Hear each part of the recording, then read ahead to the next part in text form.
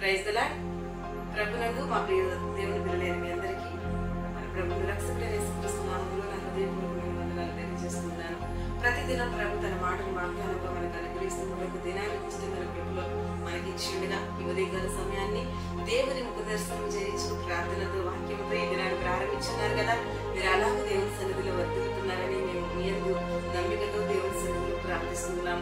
మరి ఉదయకాల సమయం ప్రభు తన మాటను వాగ్దానంగా నీకు అనుగ్రహించి వాగ్దానానుసారమైన ఫలములతో నువ్వు నింపేందుకు వస్తుండగా ఈ యొక్క వాగ్దానం చేత మీరు దీవించబడుతున్నట్లయితే తప్పకుండా అనేకులకు షేర్ చేసి మరింతగా ఆశీర్వదించబడాలని మీ నిమిత్తం మేము ప్రార్థిస్తున్నాం. మరి చదువుకుందాం ఈ దిన దేవుని వాగ్దానముగా యోబు గ్రంథము 22వ అధ్యాయము 27వ వచనముల నుండి నీవు ఆయనకు ప్రార్థన చేయగా ఆయన నీ మనవి ఆలకించును, నీ మొక్కుబడులు నీవు చెల్లించగలవు అని ఈ ఉదయకాల సమయంలో ప్రభు తన మాటను వాగ్దానముగా మనకు అనుగ్రహిస్తున్నాడు. దేవుని బిడ్డ, నీవు ఆయనకు మనవి చేయగా, ఆయనకు మొరపెట్టగా, ఆయన సన్నిధిలో ప్రార్థించగా ఆయన నీ మనవి ఆలకించే దేవుడని ఉదయకాల సమయంలో ప్రభు జ్ఞాపకం చేస్తూ ఉన్నాడు. ఏ స్థితిలో ఉన్నావో, ఏ పరిస్థితిని అనుభవిస్తూ ఉన్నావో, ఒంటరితనంగా, కుటుంబ పరంగా అనేక రకాల వేదనలు, ఆవేదనలు, అనేక రకాల శోధనలు, శ్రమలు, ఏ రకమైన బలహీనత చేత ఈ దినాన్ని నువ్వు ప్రారంభిస్తూ ఉన్నావు. ప్రభు నిన్ను చూస్తూ ఉన్నాడు. నిన్ను బలపరిచి ఆయన వాక్కు చేత ధైర్యపరిచి నీవు ఆయన సన్నిధిలో ఏమి ప్రార్థిస్తూ ఉన్నావో ప్రతి ప్రార్థనకు ప్రతిఫలం ఇచ్చేందుకు ఈ ఉదయకాల సమయంలో ఈ వాక్కు ద్వారా నీ వద్దకు వచ్చి ఉన్నారు. బైబిల్ గ్రంథంలో చూస్తే ఎస్తేరు తన ప్రజల నిమిత్తము ప్రార్థన చేసింది. తన ప్రజలు ఆ భయంకరమైన పరిస్థితుల నుంచి, ఆ మరణం నుండి ఆ ప్రజలకు విడుదల కలగాలి అని తను దేవుని సన్నిధిలో మొదటిగా ప్రార్థన చేస్తున్నట్లుగా చూస్తాం. ఆ ప్రార్థన ద్వారా రాజు సముఖము వెళ్ళటకు దేవుడు ధైర్యాన్ని ఇచ్చి ఉన్నాడు.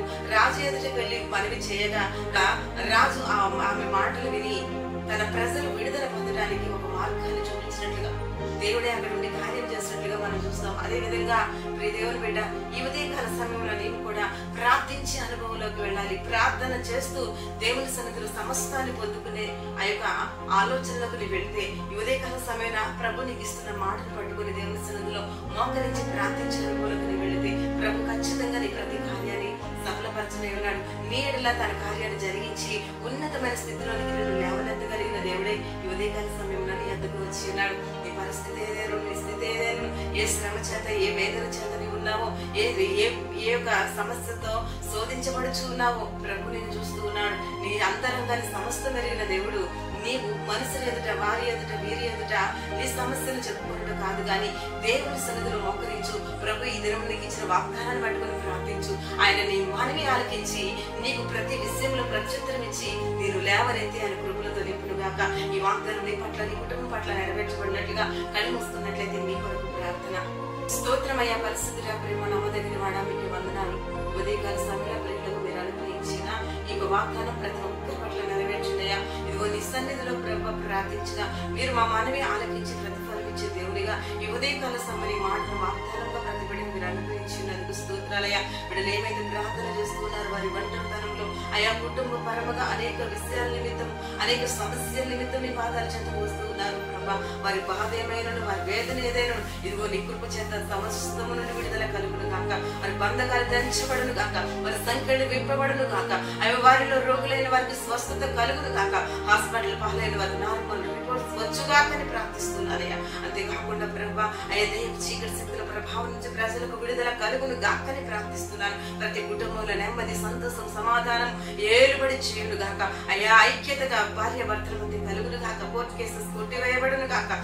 ప్రతి చేతి పని ప్రయత్నాల్లో నీ హస్తం తోడే ఉంచి ఆయన కృప చూపు నడిపించమని అడుగుతున్నారయ్యా. అయ్యా చేతి పని, ఉద్యోగ, వ్యవసాయ, వ్యాపార, పాడి పంటల పట్ల నీ ప్రత్యేకమైన దృష్టి నిలిపి అభివృద్ధి బాటలో నడిపించండి ప్రభా. ఈ దినమున ఈ మాటలు వింటున్న బిడ్డలు అయా నీ వాక్కు చేత ఆదరించబడుదురు గాక, నీ వైపు ఆకర్షించబడి రక్షణ కార్యం వారి పట్ల జరుగును గాకని ప్రార్థిస్తున్నారు. అలాగే చిన్న బిడ్డలు వారి పెద్దవారి చుట్టూ కంచండి. ఎవరి బిడ్డలు కబంధస్థాల్లో బంధించు ప్రభా. వారు నడవలసిన మార్గంలో మీరు నడిపించు. నీ కృపకు పాత్రలు ఎంచమని అడుగుతున్నారు. అలాగే ఇక పర సంబంధమైన దీవెనలు, సంతోషము, సమాధానం ప్రతి ఒక్కరికి కలుగును గాక. పనిలో, పరిచర్యలో ఉన్న ప్రతి ఒక్కరు దీవించబడాలి. వారి అవసరతలు అక్కలు తీర్చిన వారు మనవులు ఆలకించి చేస్తున్నాము. వారు ప్రార్థించగా వారి మనవి ఆలకించి ప్రతిఫలం ఇచ్చి వారిని తృప్తిపరచమని ప్రార్థిస్తున్నాను ప్రభు. సహాయించి ఇద్దరు ఎందరైతే మ్యారేజ్ అలాగే బర్త్డే జరుపుకుంటున్నారు నీ దీవుల్లో నీవు వారిపై కుమ్మరించబడను గాక. అయ్యా నీ సన్నిధి సహవాసం వారి తోడే వచ్చి ప్రతి ప్రార్థనకు ప్రతిఫలం ఇచ్చి వారు తెలింప చేయమని ప్రార్థిస్తూ ఉదయకాల సమయంలో ఈ యొక్క వాగ్దానం ప్రతి ఒక్కరి పట్ల నెరవేర్చి మీరే మహిమ ఘనత ప్రభావాలు పొందవని నజరేయుడైన యేసుక్రీస్తు నామములో ప్రార్థించి వేడుచున్నాను తండ్రి. ఆమేన్, ఆమేన్, ఆమేన్. Praise the lord. ప్రభు కృప ఈ దినమంతా మీకు తోడే ఉండి నడిపించుగాక.